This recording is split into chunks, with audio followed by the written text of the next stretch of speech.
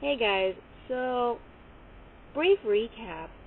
We were filming in the car and we were all ready to take it out and go in and edit. And then Ren looks at her phone and sees that we only took a picture and we had been speaking for like 10 minutes. So we were just talking to her phone for 10 minutes. Hello everyone. Guys. Ren Circa here with Wonton Cloud. Sweet. So we're here to talk about our update on the challenge of storytelling. Yep. Remember last week when we talked about how we're taking on a new challenge? So next month, there's a free storytelling contest at our local library. So we're totally going to try to sign up for that today. Yes. It's going to be exciting. I currently have a couple of characters created and three different scenarios. And I might just tell them all at the same time to make up for the time that I need. I currently have nothing. Nada. But she has time to work on it because I got a new job. Remember, I'm an amateur writer, so I definitely don't have money. So I need to get money. Therefore, I got this job working at a hotel at night. BT dubs. But also, I learned at that same job from a lot of people who work there apparently that Brandon Sanderson also got his start in writing working at night at a hotel at the front desk. that's the guy that I was talking about last week. So if you want to know what he looks like, you can go back to the other video. Check it out. So yeah, I'm currently writing a book, but I'm technically writing more than one. At least 3. So cool. How about you, Ren? Well, okay, guys. So I actually submitted to the writing group we were a part of like 2 days ago. So I'm working on that. And also, I decided I was going to test my skills at standing in front of a group of children. So I went into a 6th grade classroom and I read part of a book that they were reading in class, and then the teacher gave me some time to talk about the book that I wrote, and it was pretty amazing to see. I'm not really prepared to talk about my book as much as I thought I was. I have this like little spiel I do. It's about a teenage girl who ends up traversing different realms to battle against the woman who kidnapped her mother. And people usually are like, that's cool. And that's all I say. And then they buy my book.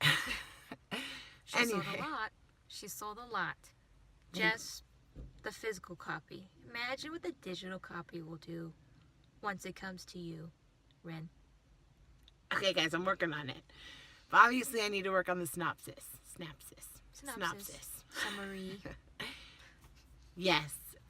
Okay, and then in the classroom, I was like, so are there any questions? And one little kid raised his hand, and he was like, I have a question. So you talked about different realms. What do you mean by different realms? I was like, whoa, that's an awesome question. He's a good listener.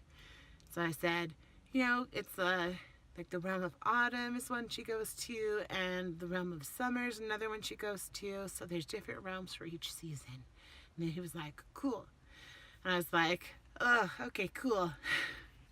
And then I left. I mean, they said I could read part of my book, but I had to go to work. So I don't have as good of a job as Wonton does. Maybe one day I can just, She has access to her target audience, though. So that's the thing that I don't have, because I can't just get in front of a group of people who are willing to listen to me and tell them stuff.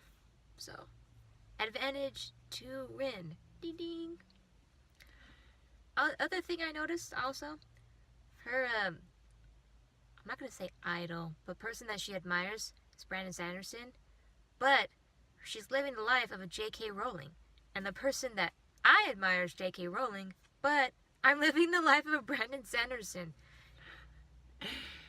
Which means we're going to be famous for our own stories. Yay! Yeah. For sure. And now we're going to share just a little bit of what we learned from the conference. Good tips that anybody can use. If you have a favorite book, share it. So my favorite book is The King of Atolia, and it's in a series called The Queen's Thief. So if you haven't read it, read it. Also, there's another book in the series coming out in August, and I'm so excited for it. Anyway, so I went to the conference, and I heard a bunch of people like, oh, I like this book, and I've literally been going out and finding those books and just reading them, because you learn from reading a lot. Even in fiction. Just saying. I learned how to speak to people based on how people speak in books. Kids. I believe that. She always had a book like this big when we were walking home from school, like even in junior high. I lived in the library in junior high, especially high school, but for sure junior high. So that's how she's such a good writer right now, because she learned from books. How about you? Remember any tips? I think the one tip that's been staying with me is just like to let go of perfection, because that's what editors are for. Just put your thoughts down on paper, because there's no point in like editing it the first time around, because you haven't even written it yet. You know what I mean? And it's better just to have it than to keep obsessing over how it's going to sound when it comes out. Just let it come out. Let go. And then when you give it to your editor, be like, I don't really apologize, because this is your job. So, yeah. They get paid for that. That's why they'll always be in business, because people should stop caring about that. All right, guys. So we are going to start working more on our stories, and we'll check in with you next week. See you guys till next time. Bye.